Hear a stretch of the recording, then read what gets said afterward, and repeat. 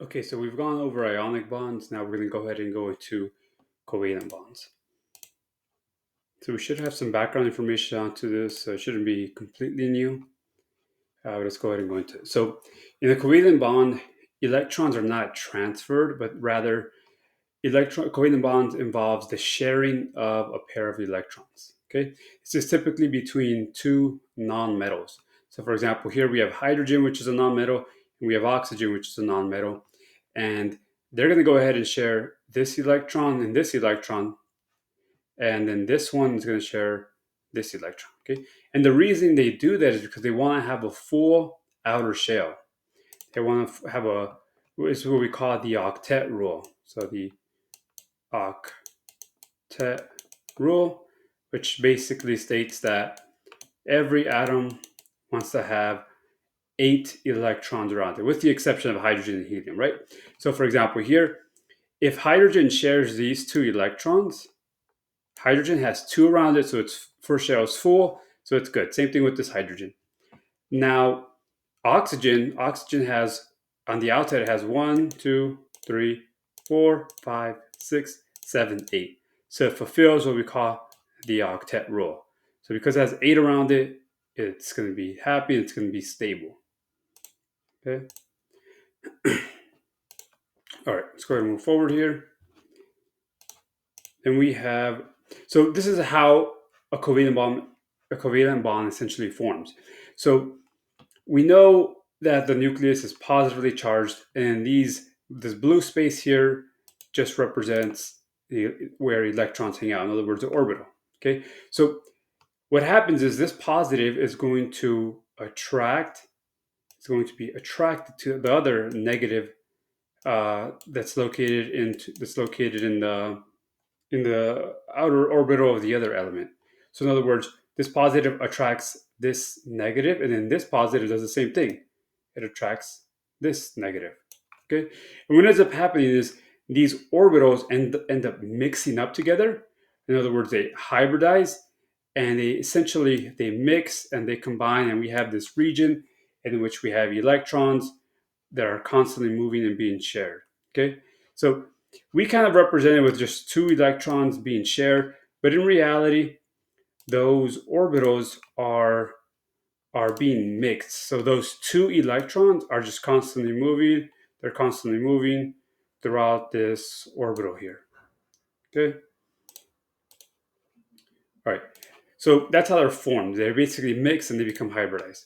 So what are the forces that act in this type of bond? Well, obviously we have an attractive force, right? This proton is attracted to its own electron, and it's attracted to the electron of the other atom. Same thing with this proton. But there's also a repulsive force. So why isn't it that they don't just crash straight into each other? Well, that's because the positive charges actually want to stay away from each other. So even though we have this attractive force between the positives and negatives, there's also a repulsive force between the 2 positives. That's why it doesn't crash into each other. Okay. All right, let's go ahead and move forward. So first we have what we call a nonpolar bond.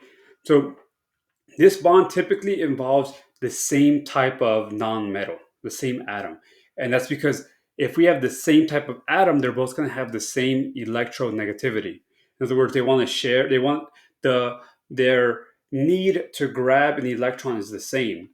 So what happens here is we have an equal amount of sharing of the electrons. Okay, so for example, in this example, they're sharing 2 pairs. So we have 1 pair and another pair, and they're shared equally.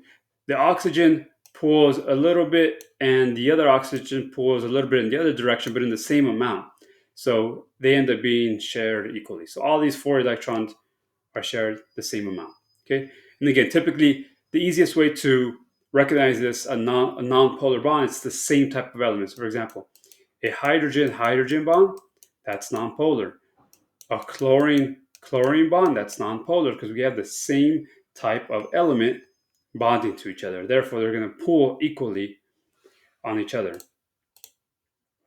All right. Then we have a polar bond. In this type of bond, we have an unequal distribution of electrons. In other words, one element or one atom is going to pull greater. Okay, so if we look at this example here, this is going to think about this as where the electrons hang out, where they're distributed. So if you notice, it's equally shaped, right? So therefore, there's an equal chance of finding the electrons in this region, and there's an equal chance of finding them here. However, in a polar bond, what ends up happening is here we have fluorine, which is the most electronegative atom, right? So fluorine is going to pull electrons to it. Okay. What happens when we pull electrons towards it? Well, it's going to have more electrons in this region. Therefore, it's going to become slightly negative. And we represent that with this delta S. So slightly negative. And because this lacks electrons, because there's not as much as electrons as there should be, it's going to be slightly positive. Okay? And the separation in charges in which we have a slightly positive end and a slightly negative end, that's what we call a dipole. Dipole is just a separation in charges due to an atom that is highly electronegative. Okay, let's move forward here. So that's the concept, and we're going to go ahead and go into some practical applications here. So again, nonpolar, equal sharing of electrons. Polar, in this example, one side is slightly negative and one side is slightly positive, but they're still being shared. And then ionic is completely different, in which it's a full transfer of the electron. Okay, so this is just a scale here that we're going to be using that shows us whether we have an ionic bond, a polar bond, or a non-polar covalent bond. Okay, so depending on the electronegativity difference between two atoms tells us what type of bond we have. So it really depends on where it falls on the scale. So each atom is assigned an electronegativity value, with 4 being the highest. Okay, so in other words, fluorine is the most electronegative, and then as we should know that as we go down, we become less electronegative, and as we go to the left, we become less electronegative. And I'm not really going to go over too much of why, because we've gone over that already, but just know we're going to be using this chart and these values to kind of describe what type of bond we have. Okay, so for example, let's look at a hydrogen-hydrogen bond. Well, we know that a hydrogen-hydrogen bond, we know that's nonpolar. However, let's confirm that. Let's find the difference. Well, if we go back, we know that, so if I go back here, hydrogen has a electronegativity value of 2.1. So in other words, 2.1 take away 2.1, well, that's obviously 0. 0 lies within this region, so it is a non-polar bond. So this would be a non-polar covalent bond. Okay. What about something like this, in which you have hydrogen and chlorine? Well, we know chlorine is very electronegative, so let's go ahead and test that out. We know hydrogen is 2.1. We're going to put the larger number first, though. So let's go back here. So chlorine is 3, right? So it would be 3 take away 2.1. That would give us a total value of 0.9. So let's go back into our table here. Okay. 0.9 falls within this group, so it is a polar bond. So this would be a polar bond. Okay, and then you would just continue like that. All you really have to do is take away the numbers and figure out the difference. Let's look at one more.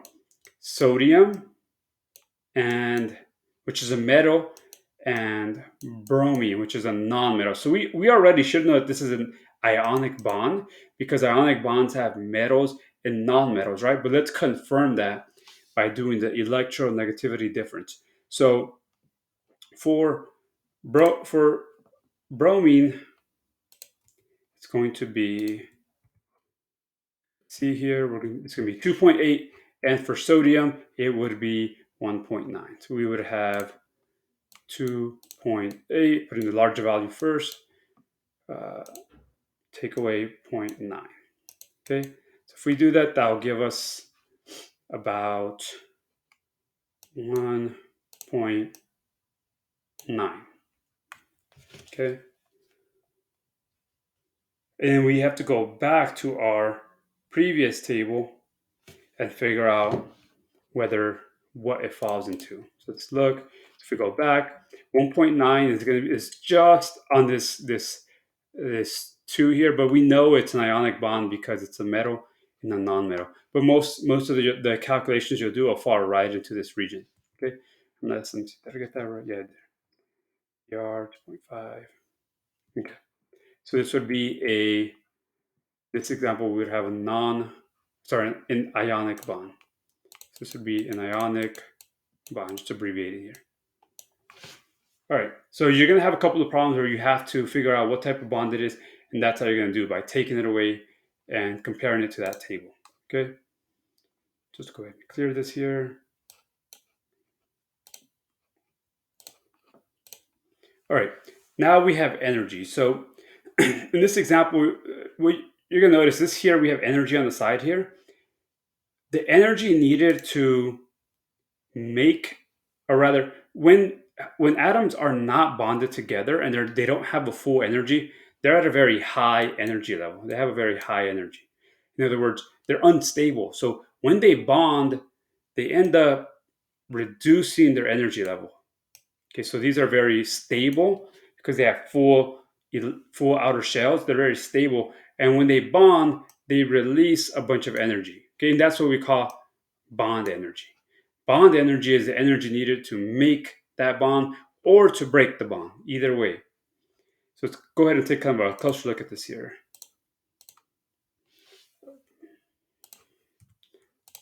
All right, so we have bond energy. It's a measure of how strong a chemical bond is, and that's, again, the energy needed to make this bond or the energy needed to break it. And we measure energy in joules. Measure energy in joules, which we abbreviate with a capital J. So that's our units.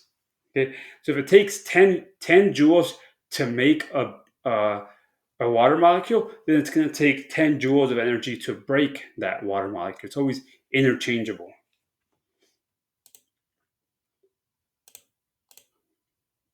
Okay, let's keep going here. So bond length, another vocab word that we already went over. Bond length is just the distance from the center of one atom to the center of the other atom. It's pretty straightforward, and that's going to come into play, and it's going to relate to bond energy as well.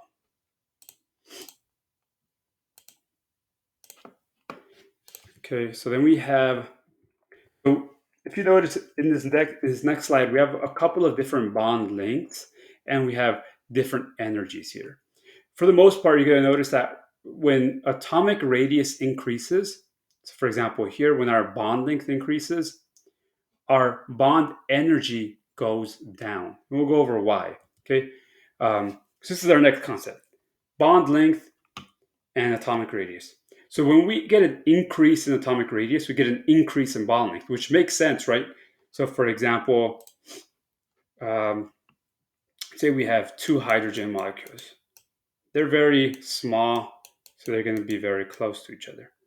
But what if we have a hydrogen and a chlorine molecule? Chlorine molecules are much bigger, right? So they're going to have a larger bond length, because bond length is just the distance from one center to the other center.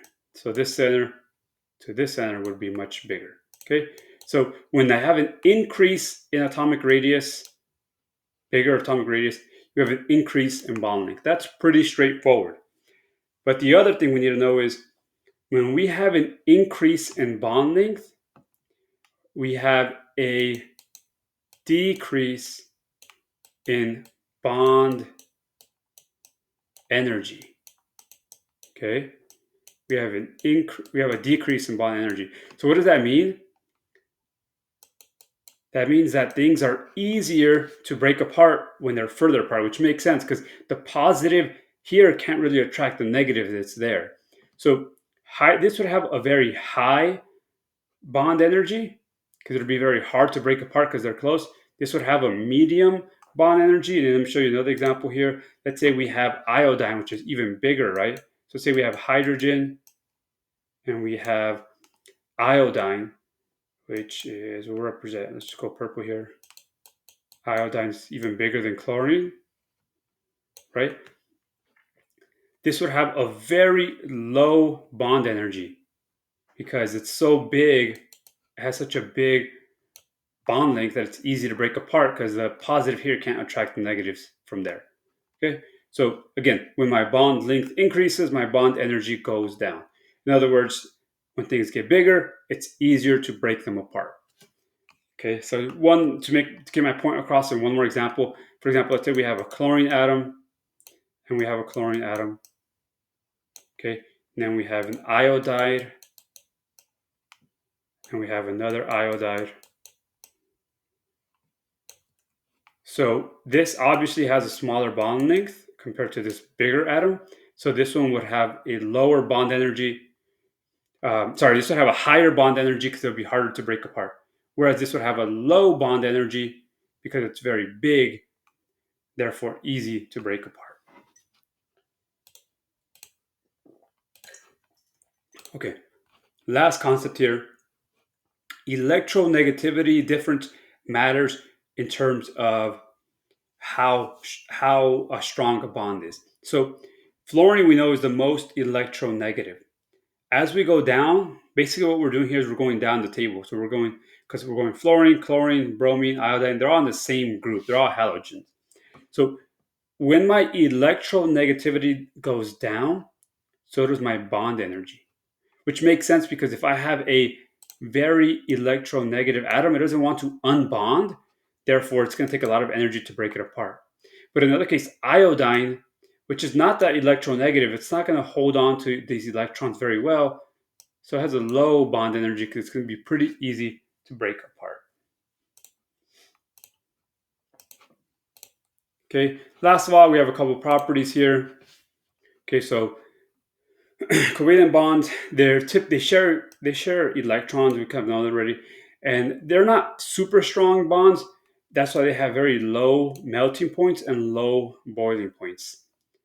They are poor conduct. Whereas remember, so we talked about conduction of electricity and metals. They're poor conductors of electricity and heat, and they don't really dissolve in water. They're typically gases, but they can also be liquids or solids, and they have no charged particles, right? So therefore, no charged particles makes sense why there's poor to no conduction at all, because we need free flowing particles with a charge to conduct electricity. Okay.